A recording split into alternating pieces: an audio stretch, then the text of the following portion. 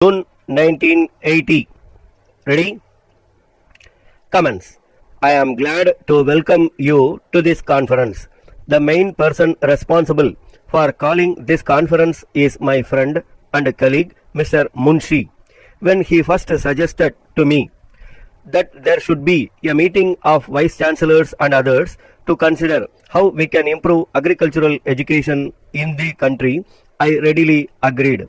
There is perhaps no single issue which is of greater importance for the future well-being of our country.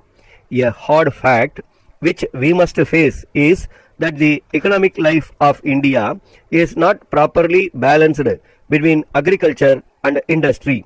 Though there has been considerable advancement in industry in India in the last 50 years, we cannot by any means call India an industrial country. The basis of our life is still agriculture.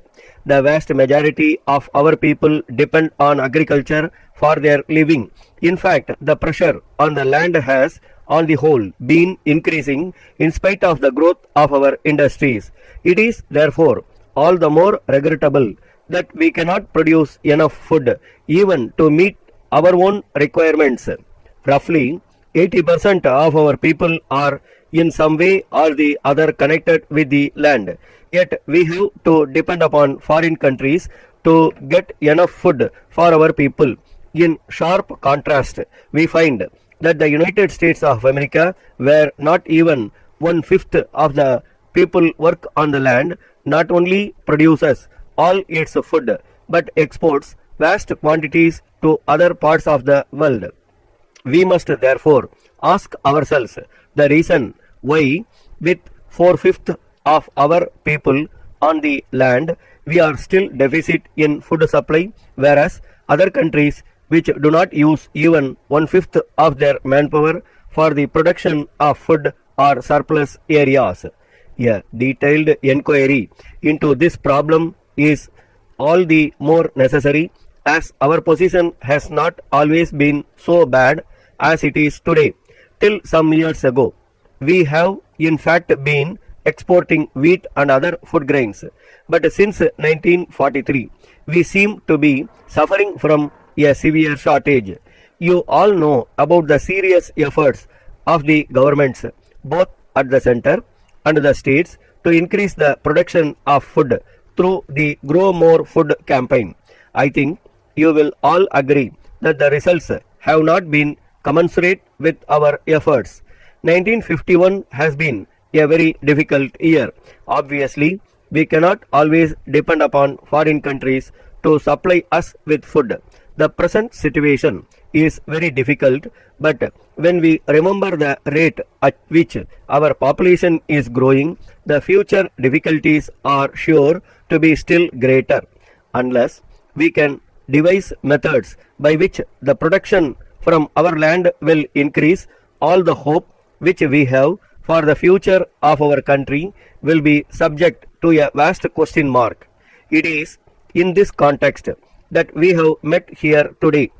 As educationists whose business is to train the people of the country, it is our duty to suggest methods by which we can overcome the threat of severe food shortage. We know that the average yield of our land is one of the poorest in the world. This is so in spite of the fact that the quality of our soil is one of the best. The only explanation is that our methods of agriculture are not fully effective. We must therefore think in terms of a change in our agricultural method. This can be achieved only if our agricultural education is revised. I think you will all agree with this. Letter dated 7th October 1979 from the International Traders Private Limited, Bose Road, Calcutta, to Messrs. Spencer and Company Limited, Anna Salai, Madras.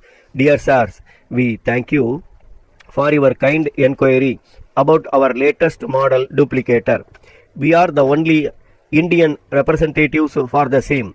We have great pleasure in enclosing the details regarding the machine as also our quotation for your kind consideration. The price is for Madras and inclusive of excise duty, freight, insurance and sales tax. Our terms are 10% of the total price of the machines are as advance at the time of placing the order and the balance at the time of delivery. We guarantee the availability of spare parts and accessories. Spares required would be supplied on replacement basis. They would be released from our stock and in turn you will import them and return to us. In case you want to avoid annual service contract, you will have to pay rupees 25 for every visit, which would again be excluding the spares. We sincerely hope that all the points have been clarified. If you need any further details, you may please get into touch with us. We would also be too glad to arrange for a free demonstration of the machine at our local office at your convenience after hearing from you. We look forward to the pleasure of receiving your yearly order. Thanking you once again. Yours faithfully. Stop.